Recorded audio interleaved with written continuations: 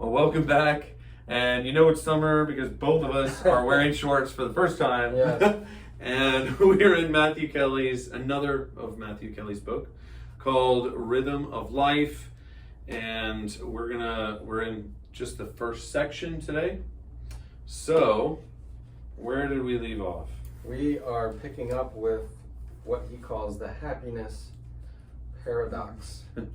And he begins by making the assertion, now put your seatbelt on, everybody wants to be happy. Makes sense, right? Great truth. Sure seems like it. Everybody wants to be happy. He says, you want to be happy, I want to be happy. The human person is a natural thirst for happiness.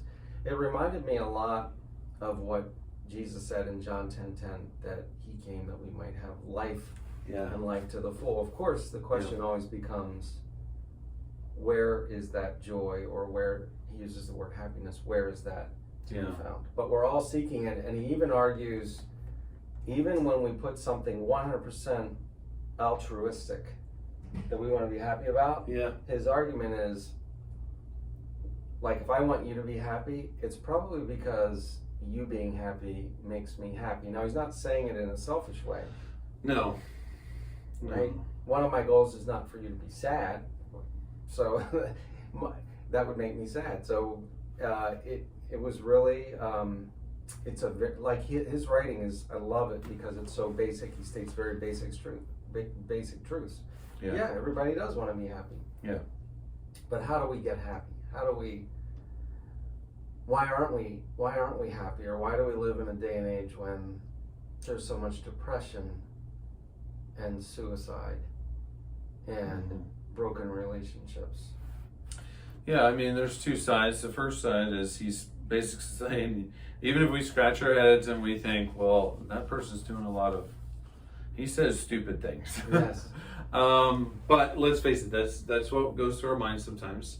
And he says, well, because they think those things will lead them to happiness.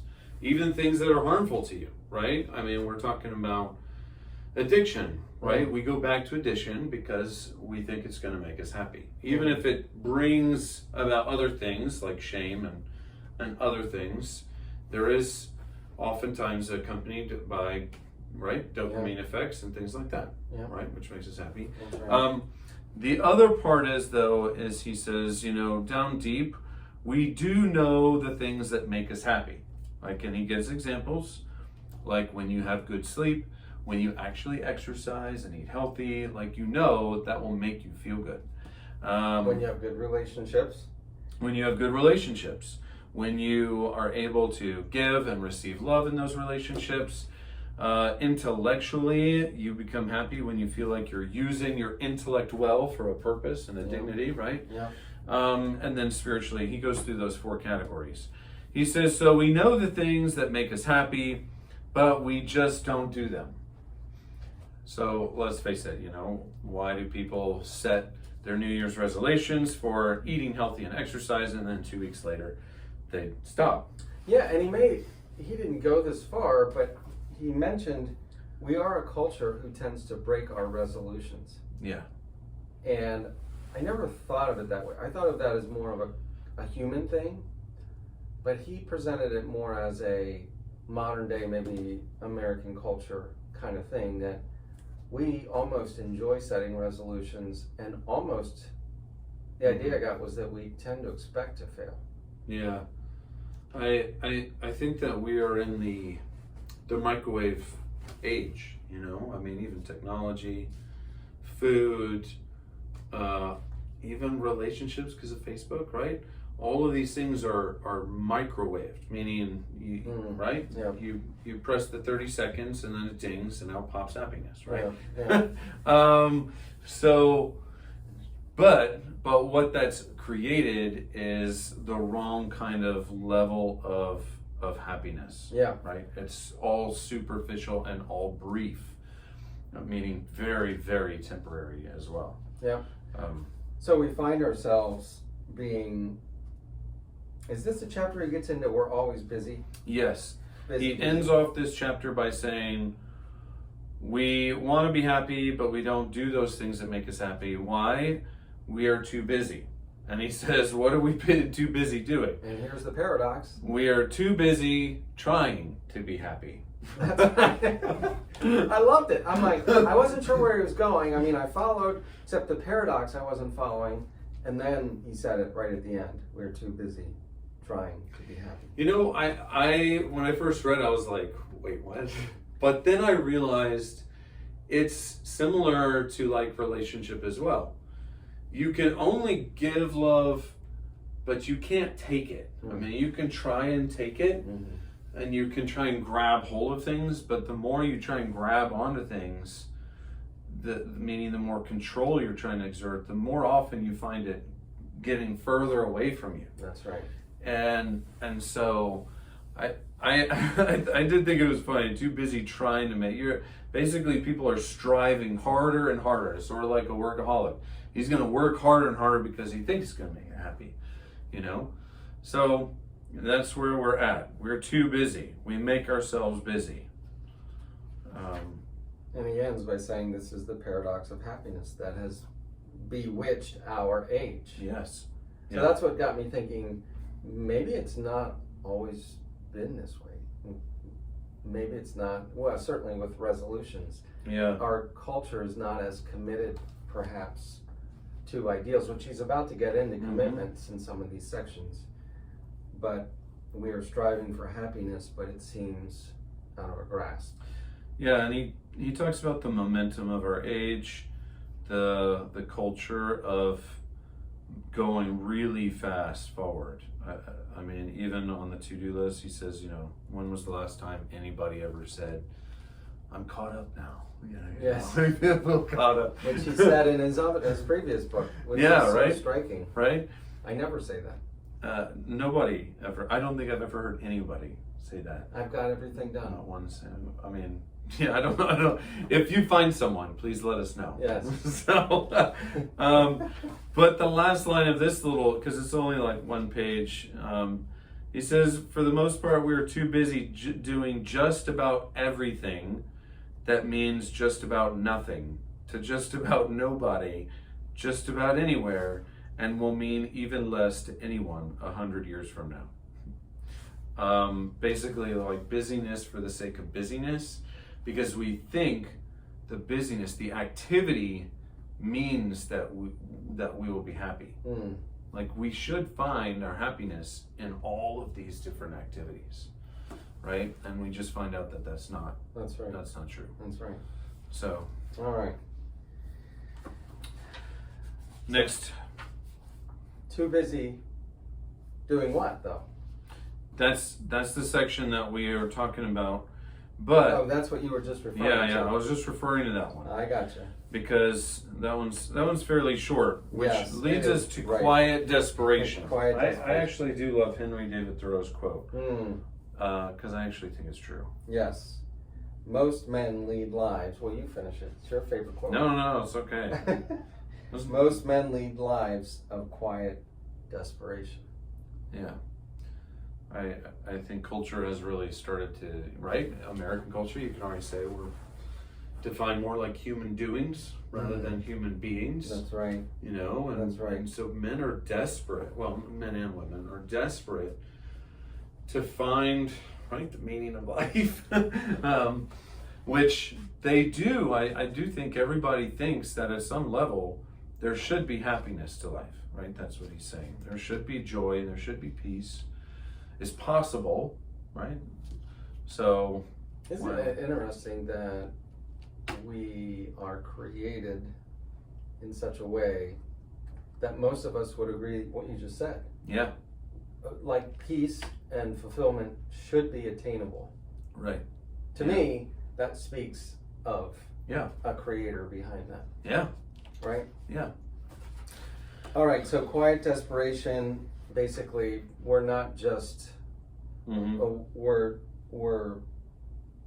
surviving and not thriving. That's right. Just getting by. He goes ahead, and this is, I mean, the book is fairly old. What is it? It's at least 20 years old. But it's very true to us today because he says, you know, 20 years ago, someone was writing about, hey, things are getting better, but it was all economically speaking, meaning in the end of the 90s, turn of the millennium, right? The economy was good. But he says, and yet we have the highest like mental health issues. And he says, and the biggest one being the massive increase in suicide among younger generations. Unbelievable. Which he says, if that's not a sign of things not being well, I don't know what is. Well, the number is staggering. He says, And that's true today too, so. Absolutely. So yeah, if this was written 20 years ago, he said the suicide rate among teens and young adults has increased by 5,000% in the last 50 years. That's shocking. Not in a good way. And then he's comparing it to this article, this Time Magazine article, that's basically saying we just, at least I assume it was a reference to America, but yeah, we have more cars, we have more larger homes, we have more money, we have more everything across the board, and yet all these statistics are worse. Yeah, and in fact he says that actually, when you look at the economic difference, it does seem that the younger people who are from families with more money tend to have higher suicide rates. Which is pretty shocking. I don't think I've ever heard it. I mean, he said it very bluntly. Yeah. He quoted, I'm going to tweak it because it's a little graphic. It is. But he quoted a study that says the richer you are, the richer your family is, and the richer your country is, the more likely it is that you will commit suicide. Yeah. Which is and that's in quote. I mean, yeah. I'd have to look where he got that quote from, but yeah, it's staggering. It is staggering. So he goes on to say that, well, what's the problem then? The problem is that millions upon millions feel like there is something missing in their lives. So what is the problem and what is missing? That's right.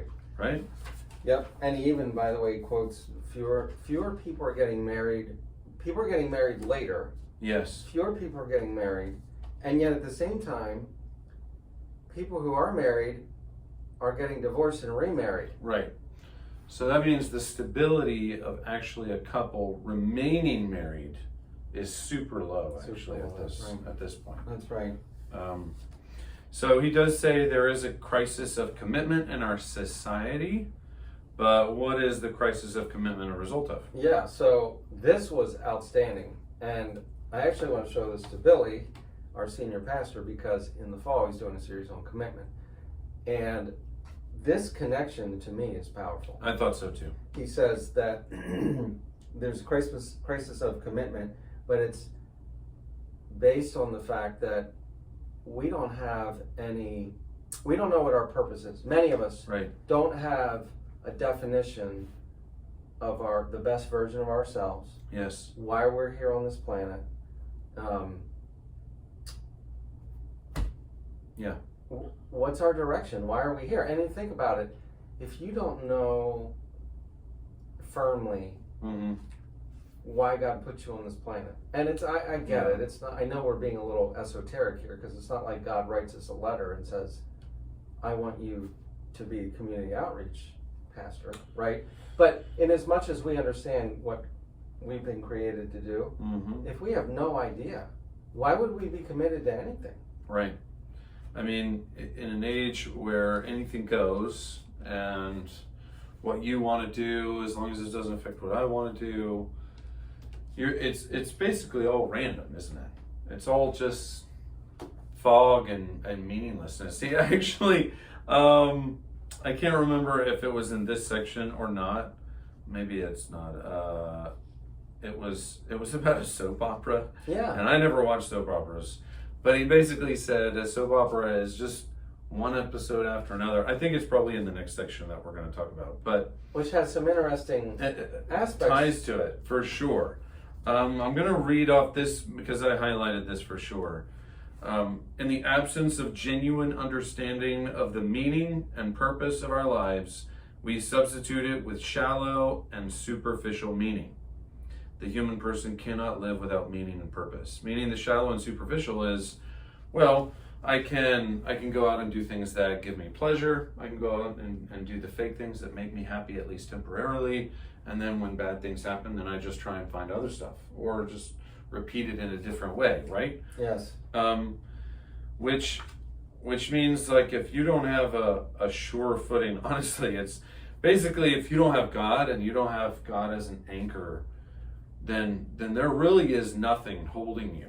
You're just adrift on the ocean of whatever comes. Pretty much, I don't mean to sound negative, but you're basically making it up as you go along from whatever you see in front of you. Like, well, this person is happy because of this, I need that. Yeah. Which, honestly, I can, from that perspective, not to be graphic, but I can understand why suicide would be a legitimate option. Because if nothing means, or if nothing has any meaning to it, then what's really the point, right? And that's what a lot of young people are asking themselves. What's the point? If I get bullied or if things aren't going well, then maybe the best thing to do is just get out of that, right? Mm-hmm. Just end the journey floating in whatever vast sea of nothingness you have. So from that standpoint, it makes sense. Even though it's a terrible realization, of course, because there's nothing grounded for them, you know. Well, that's what he raises. He says, where's the connection between the crisis of commitment and the suicide, depression, and quiet desperation of our age? And it's that most people just don't have a firm grasp on why they are here. And is there a God? Does he have a purpose for me? What's his plan for me? And if you don't have that North Star, I mean, honestly, when I let my mind go and I start to think, man, if there were no God and this is all there is. So if you didn't have God, what would that really would be terribly depressing to me. I actually did a funeral this morning, and now this person knew Christ, which in our worldview is pretty significant. Like it's with a capital S, significant. Yeah. But man, every time I go to a funeral or officiate one, it's eye-opening. Yeah. Right? Because you just think, if there's no God, this is it. Yeah. Now you can argue while you're alive, well, I'll impact people. I'll impact my impact on my life. You could create that for sure. A very altruistic, you know, philanthropy. I mean, you could say at least serving others and humankind, serving the earth. That could build some of that connection for sure. But on bad days, it wouldn't be that hard to veer all the way to the other side, you know? Yeah. I heard an atheist speak once, and he was in a debate, and he adamantly said, listen, you guys need to know, I'll never forget this, it's probably 20, 25 years ago, so striking. When I die, my body is going to become food for worms. Yeah. Circle of life, I guess. I don't even know what to say. I mean, I don't either. I mean, he says that's why people are distracting themselves, right? With the busyness, with the noise, with even drama. Like, people will create drama because he doesn't implicitly say here, but I remember a part, and I think it might have been the 7 levels of understanding. You know, people can be addicted to drama in life because it helps them feel alive. You know, if there was no drama, then that means nothing's going on, i.e. then there's nothing to live for. You know, so it could be work, it could be an addiction, it could basically whatever you can do to distract you from the notion that you have absolutely no foundation. That's what most people are doing. Yeah, that's right. Because it's too painful otherwise. Right. Because you wouldn't want to be able to sit in the thought that my life doesn't have meaning, right? I mean, I wouldn't. That's quite a painful thing. Absolutely. All right. So we're gonna go into the next half of part 1. There's only 7 parts to the book, but really easy, really fun because it moves it feels like you can move through Yes. the book at an easy pace. So hopefully you'll keep watching on Rhythm of Life, or we will see you in person for dinner or for just the Celebrate Recovery meeting on Monday nights here at Christ Community Church, 7 o'clock. See you next time. All right.